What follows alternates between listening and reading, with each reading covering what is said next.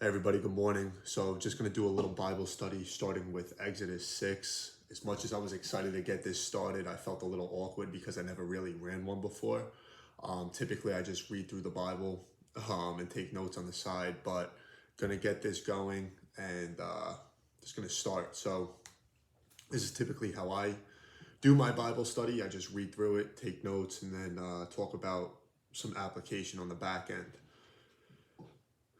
So Exodus 6, it starts with, "But the Lord replied to Moses, 'Now you will see what I will do to Pharaoh. Because of a strong hand he will let them go, and because of a strong hand he will drive them from his land.'" God promises freedom. Exodus 6, verse 2. "Then God spoke to Moses, telling him, 'I am the Lord. I appeared to Abraham, Isaac, and Jacob as God Almighty, but I was not known to them by my name, the Lord.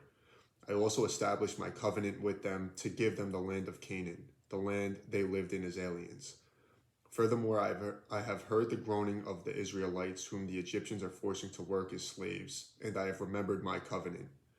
Therefore tell the Israelites, I am the Lord, and I will bring you out from the forced labor of the Egyptians and rescue you from slavery to them. I will redeem you with an outstretched arm and great acts of judgment. I will take you as my people, and I will be your God. You will know that I am the Lord your God, who brought you out from the forced labor of the Egyptians.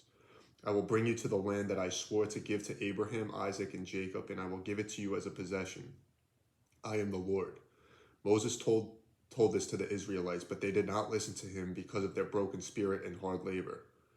Then the Lord spoke to Moses, Go and tell Pharaoh, king of Egypt, to let the Israelites go from his land." But Moses said in the Lord's presence, "If the Israelites will not listen to me, then how will Pharaoh listen to me, since I am such a poor speaker?" Then the Lord spoke to Moses, and Aaron gave them commands concerning both the Israelites and Pharaoh, king of Egypt, to bring the Israelites out of the land. Genealogy of Moses and Aaron. Again, Exodus 6, verse 14. "These are the heads of their fathers' families. The sons of Reuben, the firstborn of Israel, Hanok and Palu, Hezron and Carmi. These are the clans of Reuben. The sons of Simeon, Jamul, Jamin, Ohad, Jachin, Zohar, and Shaul, the son of Canaanite woman. These are the clans of Simeon.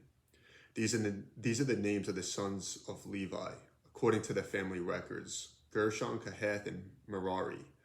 Levi lived 137 years. The sons of Gershon, Libni, and Shimei by their clans. The sons of Kohath, Amram, Izhar, Hebron, and Uzziel. Kohath lived 133 years. The sons of Merari, Mali, and Mushi. These are the clans of the Levites according to their family records. Amram married his father's sister, Jochebed, and she bore him Aaron and Moses. Amram lived 137 years. The sons of Izhar, Korah, Nepheg, and Zikri. The sons of Uzziel, Mishael, Elzaphan, and Sithri.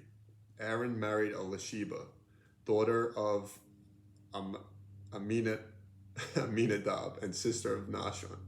She bore him Nadab and Abihu, Eliezer and Ithamar, the sons of Korah, Asir, Elkanah, and Abiasaph. These are the clans of the Korahites. Aaron's son Eleazar married one of the daughters of Putiel, and she bore him Phinehas.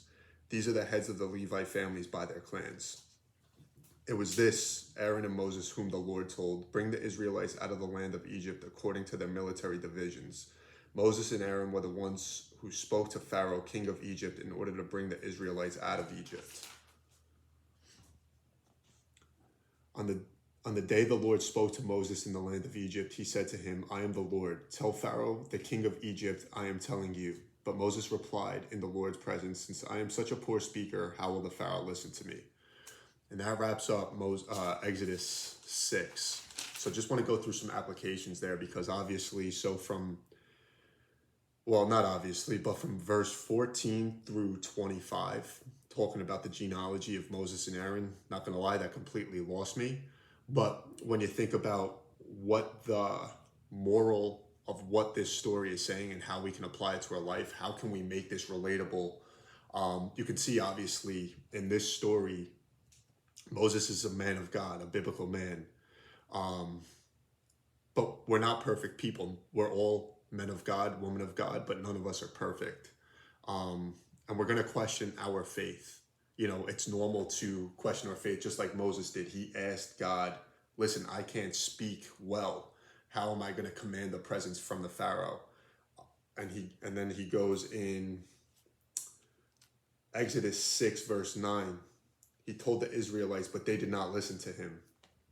So, you know, he starts to become discouraged, not only because the Israelites don't listen to him, but then he questions his faith and goes to God and says, listen, if the Israelites aren't even going to listen to me, how can I go to the Pharaoh, the king of the land, and how am I going to get him to listen to me?